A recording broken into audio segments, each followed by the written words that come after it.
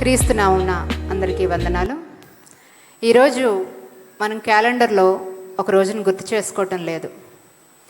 2000 సంవత్సరాల క్రైస్తవ వారసత్వాన్ని స్మరించుకోవటానికి మనం ఇక్కడ ఉన్నాం. హెబ్రీయులు 13లో చెప్పినట్టుగా మన భారతదేశానికి సత్య సువార్తను అందించిన గొప్ప క్రీస్తు సేవకురైన సెయింట్ థామస్ గారిని స్మరించుకోవటానికి, ఆయన విశ్వాసాన్ని అనుసరించటానికి, ఆయన చూపిన సత్య వెలుగుని ఆనందించటానికి, ఆయన అరుగుజాడల్లో నడవటానికి మనందరం ఇక్కడ కూడుకొని ఉన్నాము. ఇండియన్ క్రిస్టియన్ డేకి మా జీసస్ మినిస్ట్రీస్ సంఘం తరఫున మీ అందరికీ హృదయపూర్వకంగా ఆహ్వానం పలుకుతూ ఉన్నాము. సెయింట్ థామస్ గారు, ఆయన ఇంకొక పేరు ఉంది, దిదిమస్, కమల అని దాని అర్థము. యేసుక్రీస్తు వారి 12 మంది శిష్యుల్లో ఆయన ఒకరు. ఒకప్పుడు ఆధారం ఉంటే కానీ క్రీస్తు పునరుద్ధానాన్ని నమ్మటానికి ఆలోచించిన ఆయన ఒక్కసారి విశ్వాసంలో బలపడ్డాక యేసుక్రీస్తు వారిని ప్రభువా నా దేవా అని ఆయన చూపిన వాక్య ప్రకారము సర్వలోకానికి వెళ్ళి సత్య సువార్త బోధించాలి అని మాటను పట్టుకొని భారతదేశానికి వచ్చిన వారు. అందుకే అంటారు, సందేహించడం తప్పు కాదు, కానీ ఒక్కసారి సందేహం తీరాక వచ్చిన విశ్వాసం బండ కంటే చాలా గొప్పది. ఆయన జీవితమే మనకి ఒక ఉదాహరణ. 5000 కిలోమీటర్లు ప్రయాణించి సెయింట్ థామస్ గారు భారతదేశంలో కేరళలోని కొడుంగల్లూర్ అనే ప్రాంతంలో అడుగుపెట్టారు. వేరే దేశం, వేరే భాష, వేరే సంస్కృతి అయినా థామస్ గారు భయపడలేదు. ఎందుకంటే దేవుడిచ్చిన ఆత్మశక్తితోని అక్కడ బలమైన పరిచయం చేశారు. భారతదేశానికి క్రైస్తవ్యాన్ని పరిచయం చేశారు. సుమారుగా 20 సంవత్సరాలు ఆయన చేసిన సేవలో 7 చర్చిలు కట్టారు. ఎందరినో క్రీస్తునందు నడిపించారు. ఎన్నో కుటుంబాలకి క్రీస్తు వెలుగుని చూపించారు. ఇంకా ఎంతో పేదలకి చాలామందికి సహాయం చేస్తూ క్రీస్తు ప్రేమను కూడా చాటారు. అక్కడి నుంచి కాలినడకను బయలుదేరి చెన్నై ప్రాంతము చేరుకున్నారు. చెన్నై ప్రాంతంలో కూడా విస్తృతంగా ఆయన సేవ చేశారు.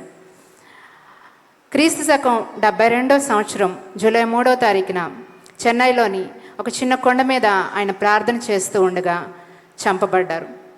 భారతీయ క్రైస్తవ చరిత్రలో మొదటి హతసాక్షిగా నిలిచిన వారు సెయింట్ థామస్ గారు. ఆయన చూపిన విశ్వాసం చొప్పున మనందరం ఈరోజు ఇక్కడ కూడుకుని ఉన్నాం.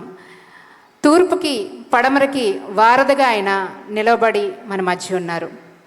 2021వ సంవత్సరం నుంచి సెయింట్ థామస్ గారు భారతదేశానికి చేసిన సేవను బట్టి, ఆయన చూపిన సేవా విధానాన్ని బట్టి మనందరమే కూడా ఇండియన్ క్రిస్టియన్ డేని సెలబ్రేట్ చేసుకుంటూ ఉన్నాం.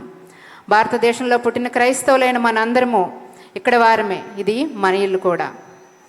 భారతీయ క్రైస్తవ వారసత్వం మన గుర్తింపు. ధన్యవాదాలు. మన కార్యక్రమంలోకి వెళ్ళే ముందు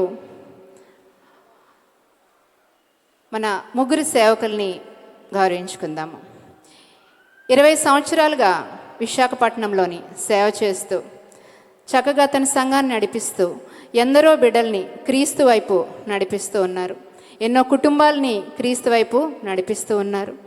దేవుని పిలుపుని అందుకొని ఆ పిలుపు నిమిత్తము నమ్మకమైన క్రీస్తు పరిచారకుడిగా నిలబడిన వారు.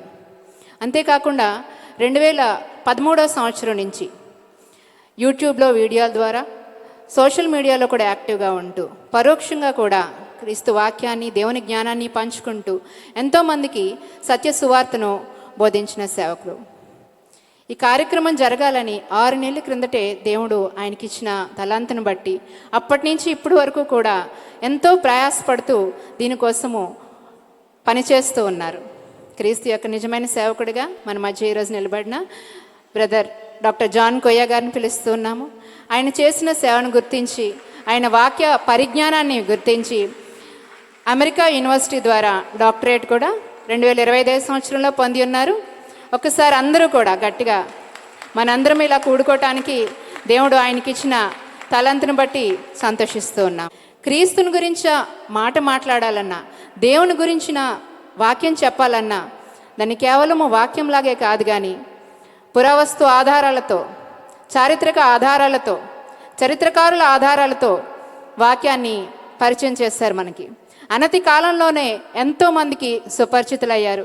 క్రీస్తు వాక్యాన్ని ఇలాగే ప్రబలించి క్రీస్తు తరఫున నిలబడుతూ ఇంకా బలంగా ఆయన వాడబడాలని బ్రదర్ అనిల్ కుమార్ గారిని సంఘం పేరిట కోరుతూ ఉన్నాము. బ్రదర్ అనిల్ కుమార్ గారిని వేదిక మీదకి ఆహ్వానిస్తూ. హల్లెలూయా. ఇంకొంచెం గట్టిగా కొట్టొచ్చండి.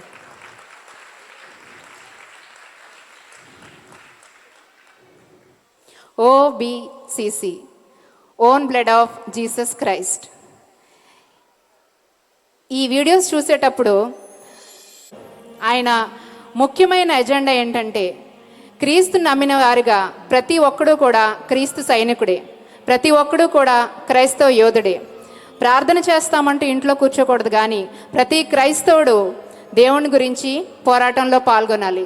ఆయన ప్రతి ప్రసంగంలోని ఇదే సువార్త ముఖ్యంగా ఉంటుంది. క్రైస్తవులను చైతన్యపరచడమే ఆయన వీడియోలో ఒక ముఖ్య ఉద్దేశంగా ఒక సంఘాన్ని నడిపిస్తూ, ఎంతోమందిని క్రీస్తు వైపు నిలబెడుతూ, ఎంతోమందిని క్రైస్తవ్యం వైపు చైతన్యపరుస్తూ, క్రైస్తవులను ఒక్క తాటిపైకి తీసుకురావడానికి కృషి చేస్తూ ఉన్నారు.